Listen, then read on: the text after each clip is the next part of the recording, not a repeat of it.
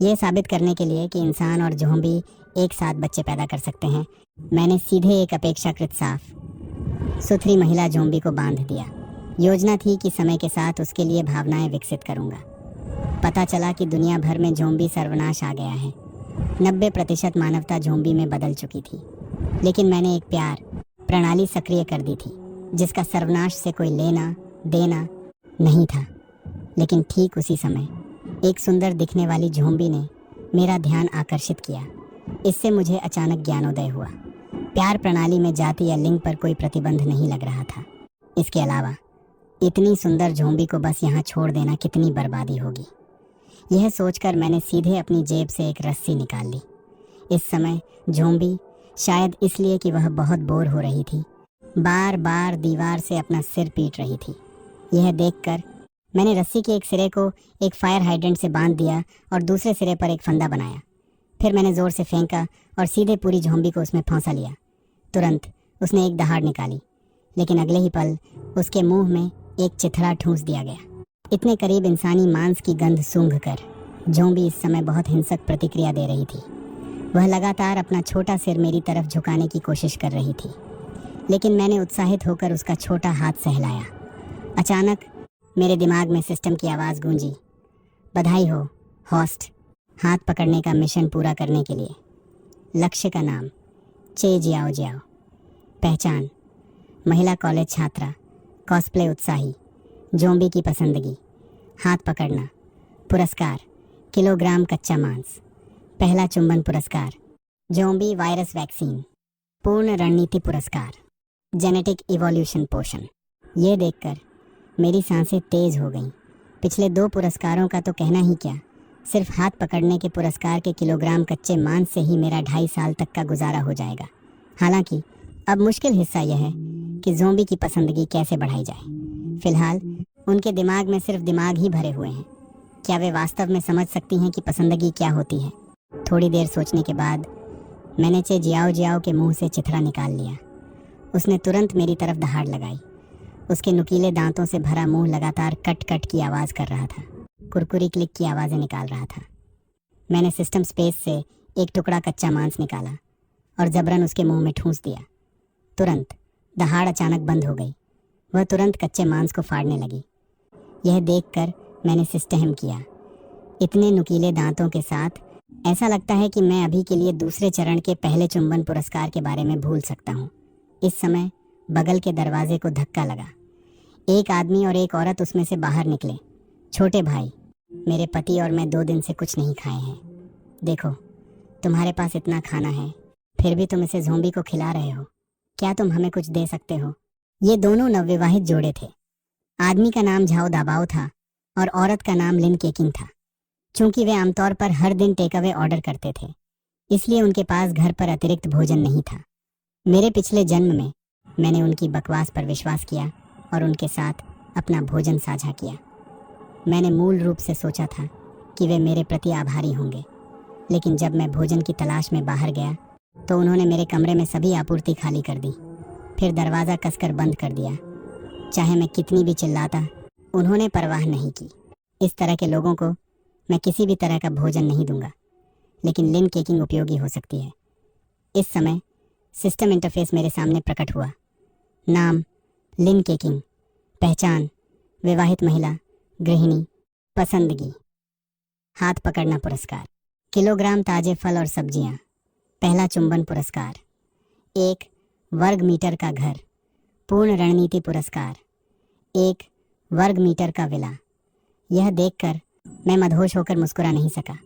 वह पूरे किलोग्राम फल और सब्जियां हैं। हालांकि मुझे अब भोजन की कमी नहीं है, लेकिन संतुलित पोषण अभी भी बहुत महत्वपूर्ण है। उन दोनों ने मुझे मुस्कुराते देखा और सोचा कि मैंने सहमति दे दी है, इसलिए झाओ दाबाओ ने सीधे एक लालची मांग की।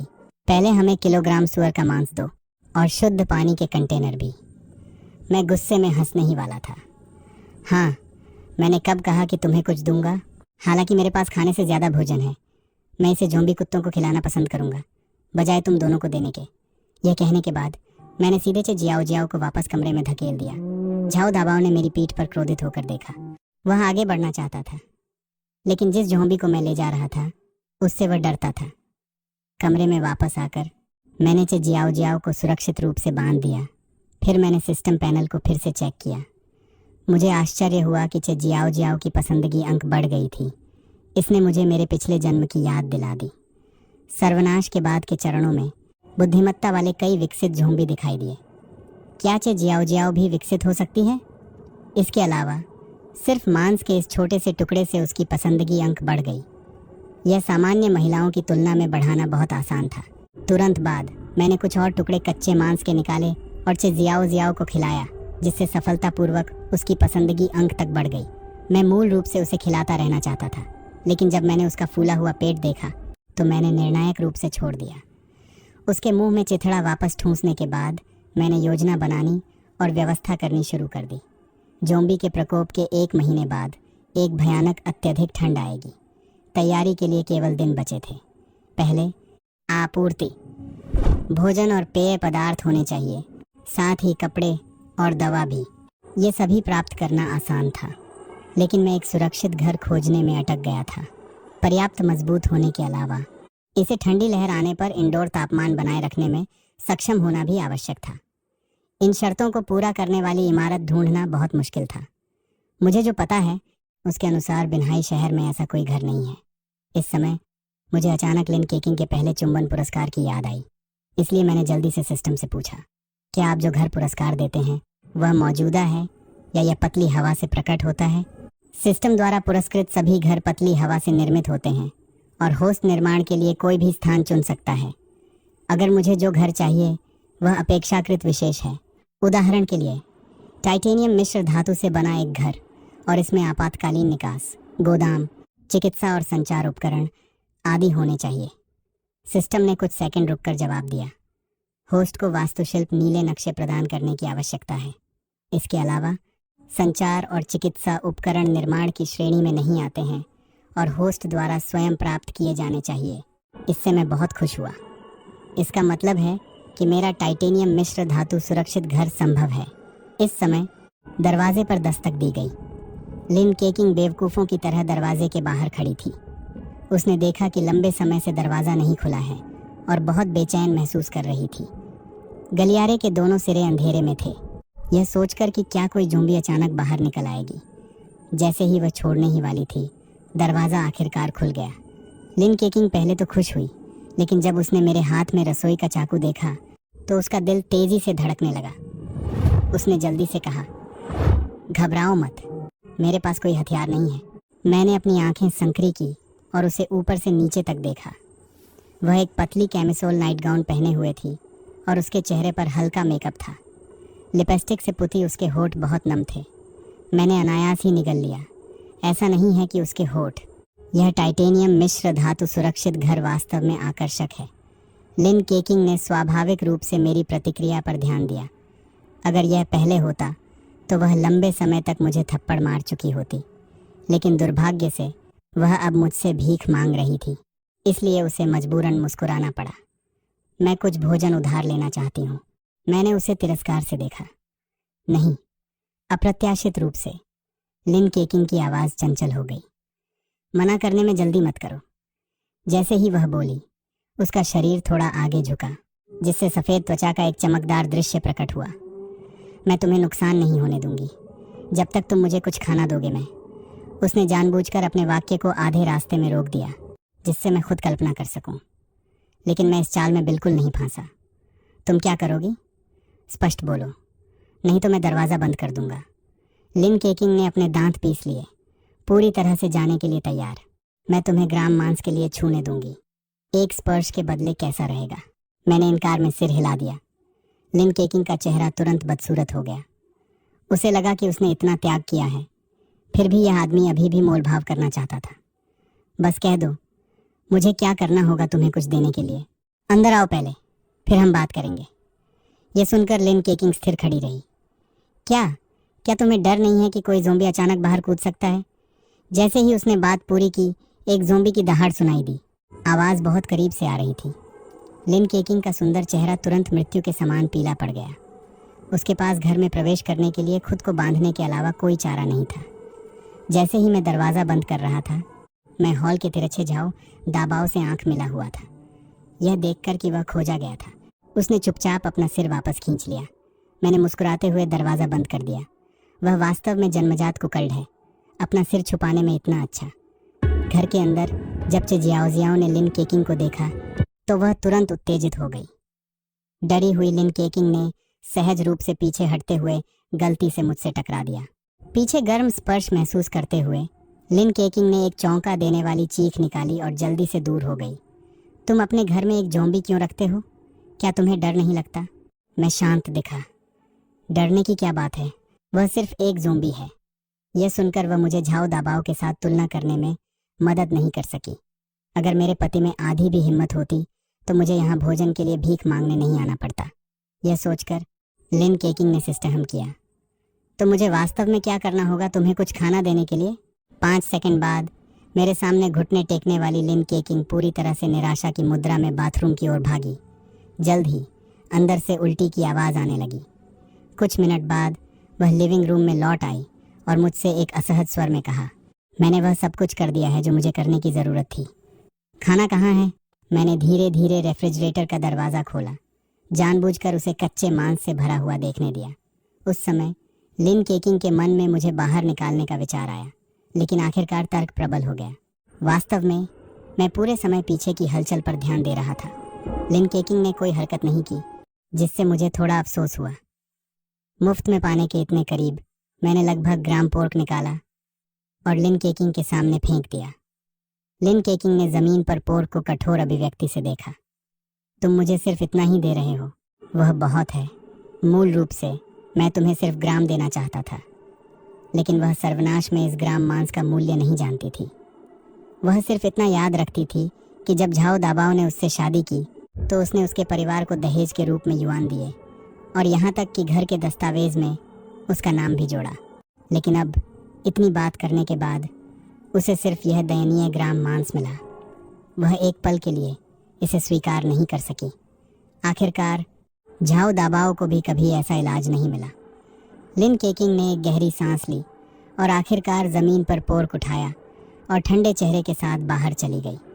यह देखकर मैं गुस्से के बजाय खुश हुआ। वह जितना असहज महसूस करती है, बदला लेने में मुझे उतना ही आनंद मिलता है। फिर मैंने खुशी खुशी सिस्टम पैनल खोला। घर और फल सब्जियां दावा करने के लिए। हालांकि वर्ग मीटर का घर थोड़ा छोटा है, मेरे पास एक समाधान है। जब तक मैं एक और महिला ढूंढ लूं जिसकी स्थिति लिन केकिंग के समान हो, मैं वर्ग मीटर के आधार पर इसका विस्तार कर सकता हूं। एकमात्र समस्या अब सुरक्षित घर के लिए डिज़ाइन ब्लूप्रिंट है। सौभाग्य से बिन्हाई विश्वविद्यालय में वास्तुकला प्रमुख से बचे लोग हो सकते हैं। ऐसा लगता है कि मुझे जल्दी बाहर जाना होगा। अगली सुबह जल्दी मैंने आपूर्ति इकट्ठा करना शुरू कर दिया। पहले मेरे घर के सामने का कमरा। मैंने सीधे एक तार निकाला और इसे दरवाजे के ताले में डाल दिया और कुछ ही सेकंड में दरवाज़ा खोल दिया। कमरे में कदम रखते ही मुझे बेडरूम से चबाने की आवाज़ सुनाई दी। मैंने चुपचाप बेडरूम का दरवाज़ा खोला, केवल यह देखने के लिए कि एक सफ़ेद बालों वाला बूढ़ा आदमी बिस्तर पर एक लाश को कुतर रहा है। इतना दयनीय।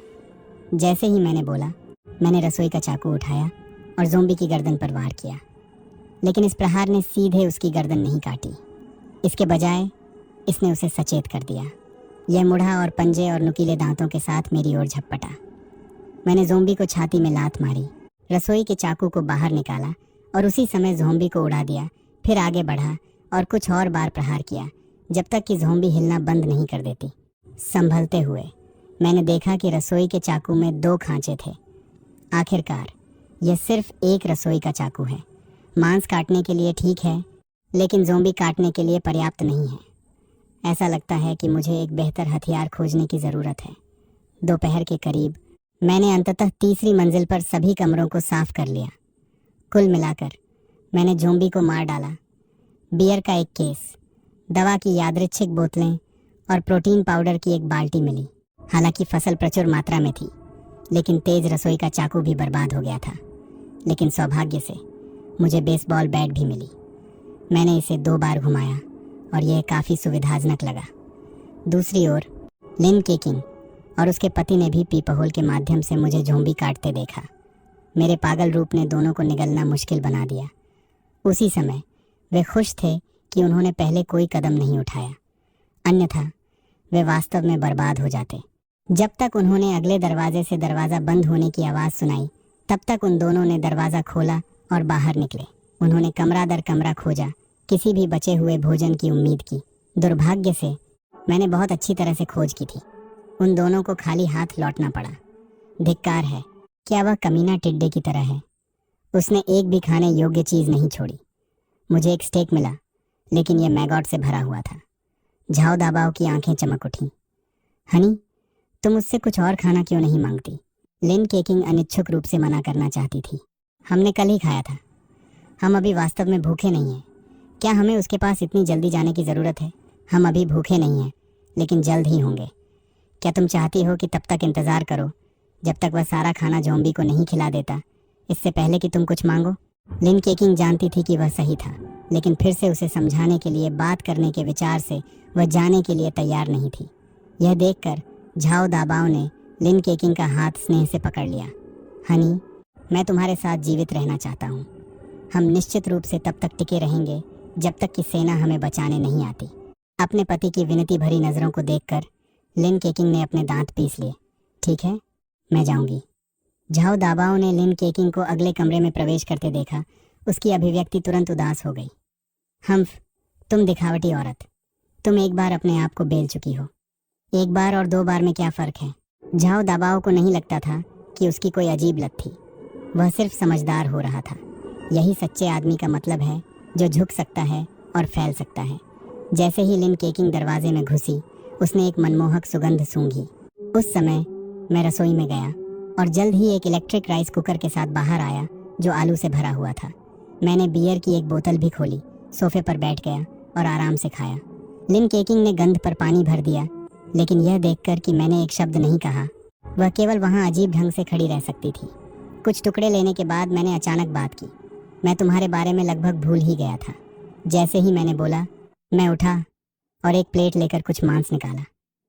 लिन केकिंग ने सोचा कि यह उसके लिए है। जैसे ही उसने खुशी से इसे लेने के लिए हाथ बढ़ाया, मैं उसके पास से गुजरा, सीधे सोफे पर।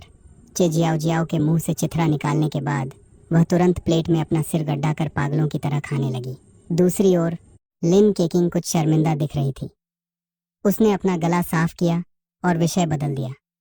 क्या आपने आज तीसरी मंजिल के कमरे साफ कर दिए? हाँ, मैं जल्द ही जा रहा हूँ, इसलिए मैं जाने से पहले कुछ आपूर्ति इकट्ठा कर रहा हूँ। यह सुनकर लिन केकिंग की आंखें आश्चर्य से फैल गईं। क्या आप जा रहे हैं? बाहर ज़ॉम्बी से भरा हुआ है। आप कहाँ जा रहे हैं? मैं मुस्कुराया, लेकिन जवाब नहीं दिया। क्या तुम मुझे जाने से रोकती हो? लिन केकिंग ने यह सुनकर क्रोधित दिखाई दी। तुम्हें जाने से रोकना कौन चाहेगा? मैं चाहती हूँ कि तुम बाहर मर जाओ। लेकिन उसने जो कुछ कहा, उसके बावजूद उसकी आंखों में चिंता की एक झलक थी। अगर मैं सारा खाना लेकर चला जाता तो वह और झाओ दाबाओ निश्चित रूप से भूख से मर जाते। बस कह दो, तुम मुझसे क्या चाहती हो? मैं तुमसे भोजन के लिए व्यापार करना चाहती हूँ। मैं मजाक में फूटने में मदद नहीं कर सका। मुझे लिन केकिंग के वापस आने की उम्मीद थी, लेकिन सोचा नहीं था कि इतनी जल्दी आ जाएगी। लेकिन मेरी हौसी ने लिन केकिंग को मजाक उड़ाया हुआ महसूस कराया, जिससे वह गुस्से में आ गई। क्या तुम व्यापार करोगे या नहीं? बस मुझे सीधा जवाब दो। ठीक है, मैंने वैसे भी खा लिया है। भोजन पचाने के लिए कुछ व्यायाम करने का समय आ गया है। बस एक दयालु अनुस्मारक। एक बार जब मैं चला जाऊंगा तो तुम्हारे पास व्यापार करने के लिए कोई नहीं होगा। क्या तुम इस बार अधिक व्यापार करना चाहती हो? यह कहने के बाद मैं उठा और सीधे बेडरूम की ओर चला गया। लिन केकिंग यह सुनकर स्तब्ध रह गई। वह जानती थी कि मेरा क्या मतलब है, लेकिन कल जो हुआ उससे पहले ही वह बेहद शर्मिंदा थी। लेकिन एक बार यह कमीना चला गया तो उसे और कहाँ से भोजन मिलेगा। लिन केकिंग ने अपने दांत पीस लिए और एक निर्णय लिया। समय बीतता गया। 4 दिन बाद मैंने पूरी इमारत को लूट लिया था, और इन दिनों के दौरान चे जियाओ जियाओ की भूख बड़ी और बड़ी होती गई। शुरू में ग्राम मांस से भरे होने से अब किलोग्राम मांस खाने के बाद भी उसके छोटे पेट में कोई सूजन का संकेत नहीं था। अगर उसकी पसंदगी नहीं बढ़ रही होती तो मैं वास्तव में उसे खिलाना जारी नहीं रखना चाहता, भले ही वह समझ सकती हो या नहीं। मैंने उसे धमकी दी, मैं तुम्हें दिनों से खिला रहा हूँ। अगर तुम अभी भी मुझे काटने की हिम्मत करती हो तो मैं तुम्हें यहाँ अपने भाग्य पर छोड़ दूंगा। यह कहने के बाद मैंने जियाओ जियाओ के मुंह से चिथड़ा निकाल लिया। उसने पहले की तरह दहाड़ नहीं लगाई। इसके बजाय उसने खिलाए जाने की प्रतीक्षा में अपना मुंह खोल लिया। अगर तुम मुझे काटोगी तो मैं तुम्हें खाने के लिए कुछ नहीं दूंगा। क्या तुम समझती हो? चूंकि तुम बात नहीं कर रही हो, मैं इसे हाँ मानूंगा। मैंने जियाओ जियाओ की ओर अपना हाथ बढ़ाने की कोशिश की, लेकिन उसने बेरहमी से मुझे काटने के लिए अपना मुंह खोल दिया। मैंने तीखेपन से चिल्लाया, नहीं। वह मेरी चीख से स्तब्ध रह गई। फिर उसने मुझे देखने के लिए अपना सिर झुकाया। मैंने फिर से अपना हाथ बढ़ाने की कोशिश की, लेकिन जियाओ जियाओ ने फिर भी मुझे काटने की कोशिश की। यह आगे पीछे दर्जनों बार हुआ। जैसे ही मैं छोड़ने ही वाला था, जियाओ जियाओ ने आखिरकार नीचे नहीं काटा। इसके बजाय उसने मेरे चेहरे को देखा, मेरी अभिव्यक्ति से यह तय करते हुए कि क्या यह उसके लिए भोजन था। मेरे दिल में उत्साह की लहर दौड़ गई और मैंने उसकी ओर धीरे से सिर हिलाया और जियाओ जियाओ लगती थी कि वह समझ गई कि मेरा क्या मतलब है। उसने वास्तव में मुझे नहीं काटा। बहुत खुश होकर मैंने एक और टुकड़ा मांस निकाला और उसे दिया और जियाओ जियाओ की ओर सिर हिलाया। इस बार उसने इसे सीधे खा लिया। हमने इस क्रिया को कई बार दोहराया और हर बार वह खाने से पहले मेरे सिर हिलाने का इंतजार करती थी, यह पुष्टि करने के लिए कि क्या जियाओ जियाओ केवल तब हमला करने की इच्छा को नियंत्रित कर सकती है जब उसे बांध दिया जाता है। मैंने एक और प्रयोग करने का फैसला किया। सबसे पहले मैंने उसके शरीर पर नायलॉन की रस्सी खोली, फिर कॉफ़ी टेबल पर मांस की एक प्लेट रख दी। जियाओ जियाओ लड़खड़ाते हुए अपने पैरों पर खड़ी हुई और मेरी ओर चल पड़ी। उसने पहले मेज पर मांस को देखा, फिर मुझे देखा और फिर प्लेट में मांस की ओर इशारा किया। मेरा दिल खुशी से दौड़ने लगा और मैंने उसकी ओर सिर हिलाया। केवल तभी जियाओ जियाओ ने प्लेट उठाई और खाना शुरू किया। सच कहूँ तो उसकी खाने की आदतें अभी भी भयानक थीं, लेकिन यह उल्लेख करने लायक है कि भले ही जियाओ जियाओ की पसंदगी केवल थी, वह पहले ही मुझ पर हमला करने से रोक सकती थी। अगर उसकी पसंदगी तक पहुंच जाती तो क्या मेरे पास एक आज्ञाकारी ज़ोंबी अधीनस्थ नहीं होती? यह बिल्कुल भी प्यार प्रणाली नहीं है, यह स्पष्ट रूप से एक मालिक नौकर प्रणाली है। उसी समय दूसरी ओर झाओ दाबाओ पिछले कुछ दिनों से किनारे पर था। उसे पहले ही पता चल गया था कि मैं जाने वाला हूँ, चाहे वह मेरे हाथ में भोजन के लिए हो या मुझसे बदला लेने के लिए। उसने मुझे जीवित छोड़ने की योजना नहीं बनाई थी, लेकिन वह निश्चित रूप से अकेले ऐसा नहीं कर सकता था। आखिरकार मैं ऐसा व्यक्ति था जो आसानी से ज़ोंबी को मार सकता था। इसलिए झाओ दाबाओ ने लिन केकिंग को उकसाना शुरू कर दिया। हनी, मुझे नहीं लगता कि हम अगले दरवाजे वाले आदमी को जाने देंगे। कम से कम हम उसे भोजन के साथ जाने नहीं दे सकते। तुम उससे फिर से खाना क्यों नहीं उधार लेती हो? फिर जब वह सो रहा हो तो दरवाज़ा खोलकर मुझे अंदर आने देती हो। आइए मौका लेकर उसे मार डालें। लिन केकिंग यह सुनकर स्तब्ध रह गई। वह समझ नहीं पाई। हनी, तुम क्यों सोचते हो कि मैं उस आदमी को सुला सकती हूँ? झाओ दाबाओ ने जवाब न मिलने पर बेचैन हो गया। तुम ये करोगी या नहीं? बस कुछ कहो। मुझे ये मत कहना कि तुम उसे चोट पहुंचाने को बर्दाश्त नहीं कर सकती। लिन केकिंग ने जल्दी से चिंतित होकर कहा, बिल्कुल नहीं। मैं सिर्फ यह सोच रही हूँ कि उसे कैसे सुलाया जाए। झाओ दाबाओ ने उसे उत्सुकता से दबाया। तो क्या तुम्हें अभी तक कोई तरीका मिल गया है? वह कहने ही वाला था। क्या तुम सिर्फ उसके साथ नहीं सो सकती? दोषी महसूस करते हुए लिन केकिंग ने लगभग हमेशा झाओ दाबाओ के अनुरोधों को मान लिया। इसीलिए अंत में उसने सिर हिला दिया। झाओ दाबाओ ने यह देखते ही उछल पड़ा। बहुत बढ़िया, जैसे ही अंधेरा होगा हम अपनी योजना को कार्रवाई में लाएंगे। मैं पहले तैयारी करने जा रहा हूँ। झाओ दाबाओ के जाते हुए आकृति को देखते हुए लिन केकिंग ने मजबूरन कड़वी मुस्कान दी। उसने यह भी नहीं पूछा कि विशिष्ट योजना क्या थी, जिसका मतलब है कि वह पहले से ही जानता था। मेरी ओर, चूंकि मैंने अगली सुबह जल्दी जाने की योजना बनाई थी, मैंने जल्दी सोने का फैसला किया। लेकिन जैसे ही मैं लेटा, मैंने दरवाजे पर दस्तक सुनी। मैंने मुस्कुराते हुए चेहरे के साथ दरवाज़ा खोला। इतनी जल्दी फिर से भूख लग गई। लिन केकिंग ने यह सुनकर गुस्से में फुफकार मारी। उसे मुझे मुक्का मारने की इच्छा हुई, लेकिन उसने खुद को रोक लिया और यहाँ तक कि एक चंचल अभिव्यक्ति भी बना ली। यह सिर्फ भूख के बारे में नहीं है। अंदर आओ। मैं एक तरफ हट जाता हूँ। जैसे ही लिन केकिंग मेरे पास से गुजरी, मैंने अपना हाथ उठाया और उसके नितंब पर थप्पड़ मारा। जेली जैसी बनावट ने मुझे ईमानदारी से प्रशंसा करने पर मजबूर कर दिया। इतना अच्छा हाथ लगता है। लिन केकिंग ने अपने नितंबों को ढौंका और मुझे क्रोधित होकर देखा। तुम्हें मुझे एक अतिरिक्त बिस्कुट का टुकड़ा देना होगा। लिन केकिंग का गुस्सा होने का रूप, लेकिन बोलने की हिम्मत न होने से मैं पीछे की ओर झुककर जोर से हौंस नहीं सका। क्या यह वही अनुभूति है जो एक बदमाश की तरह कार्य कर रही है? यह बहुत संतोषजनक है। मैंने उसके लिए सबसे छोटी सी सहानुभूति महसूस नहीं की। मुझे याद आया कि इस जोड़े ने मेरे पिछले जीवन में मेरे साथ कैसा व्यवहार किया था। यह उनके लिए प्रतिशोध था जिसके वे हकदार थे। लिन केकिंग ने अपना सिर नीचे कर लिया। उसकी आंखों में क्रोध की लपटें फड़फड़ा रही थीं। हंसते रहो। आज रात के बाद हम देखेंगे कि क्या तुम अभी भी हंस सकते हो। कुछ घंटों बाद लिन केकिंग दीवार के सहारे खुद को सहारा देते हुए लड़खड़ाते हुए बाहर निकली। बेडरूम के दरवाजे से सिर्फ 1 दर्जन कदम की दूरी थी, लेकिन लिन केकिंग को उसे चलने में कई मिनट लग गए। जैसे ही उसने दरवाज़ा खोला, झाओ दाबाओ फुर्ती से कमरे में घुस गया। कैसा है? क्या वह सो रहा है? सो रहा है। बहुत बढ़िया, मैं भी उसे मारने जा रहा हूँ।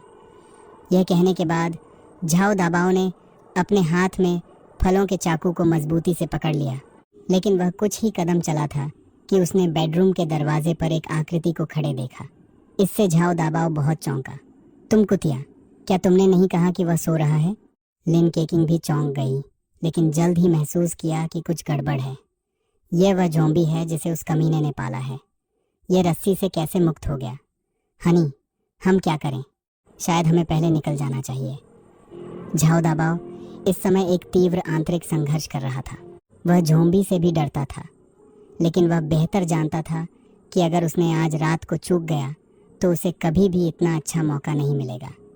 इसके अलावा चे जियाओ जियाओ हानिरहित दिखती थी, जिसने झाओ दाबाओ को यह भ्रम दिया कि वह भी उसे संभाल सकता है।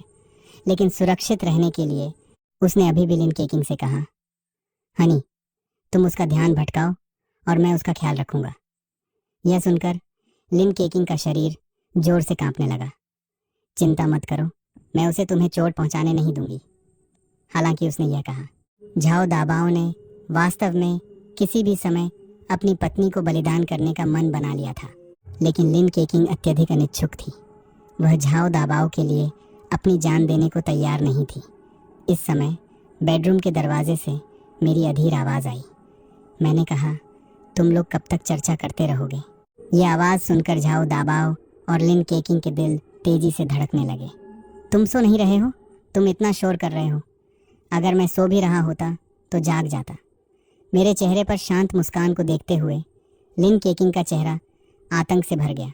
हनी, जब तक ज़ॉम्बी उसे रोके हुए हैं, चलो भाग चलें। तुम्हारा मतलब उससे? दोनों के अविश्वसनीय टकटकी के नीचे मैंने अपना हाथ उठाया और चे जियाओ जियाओ का सिर रगड़ा, और चे जियाओ जियाओ ने मुझ पर हमला नहीं किया। इसके बजाय वह आज्ञाकारी ढंग से खड़ी रही और मुझे उसे छूने दिया। वे दोनों इतने डर गए कि उनकी पैंट गीली हो गई। यह कैसे संभव है? यह ठीक है कि तुम ज़ॉम्बी की तरह नहीं दिखते, लेकिन तुम्हारी आदतें अन्य ज़ॉम्बी से पूरी तरह अलग क्यों हैं? अचानक झाओ दाबाओ ने लिन केकिंग को जबरन आगे की ओर धकेला, जबकि वह खुद घूम गया और दरवाजे की ओर भागने लगा। लेकिन वह कुछ ही कदम भागा था कि मैंने उसे पकड़ लिया और एक डंडे से नीचे गिरा दिया। रुको, मेरे पास कहने के लिए कुछ है। कृपया मुझे मत मारो। लेकिन मैंने उसके साथ कोई शब्द बर्बाद नहीं किए। मैंने ज़मीन पर गिरा हुआ फलों का चाकू उठाया और सीधे उसके दिल में घोंप दिया। लिन केकिंग ने यह दृश्य देखा। उसकी हिम्मत लगभग टूट गई। यह सब झाओ दाबाओ का विचार था। वही तुम्हें नुकसान पहुंचाना चाहता था। इसका मुझसे कोई लेना देना नहीं है। कृपया मुझे माफ़ कर दो। मैं कसम खाती हूँ कि अब से मैं तुम्हारी सेवा अपने मालिक की तरह करूँगी। लिन केकिंग के दिल में अभी भी आशा की एक किरण थी। उसने सोचा था कि मैं उसे मारने के लिए अनिच्छुक होऊंगा, लेकिन अप्रत्याशित रूप से मैंने ठंडे स्वर में बोला, तुम नहीं जानती कि तुम गलत हो। तुम सिर्फ इतना जानती हो कि तुम मरने वाली हो। यह कहने के बाद मैंने उसे चाकू से घोंप दिया। इस समय चे जियाओ जियाओ ने आगे बढ़कर ज़मीन पर 2 लाशों की ओर इशारा किया। मैंने सिर हिलाया। नहीं, यह पहले से ही खराब हो चुका है। अगर तुम इसे खाओगी तो तुम्हें दस्त लग जाएंगे। तो दोस्तों, आज की वीडियो को यहीं ख़त्म करते हैं। बहुत जल्द मिलेंगे इसके अगले पार्ट के साथ। तब तक के लिए अपना ख्याल रखें। Bye bye.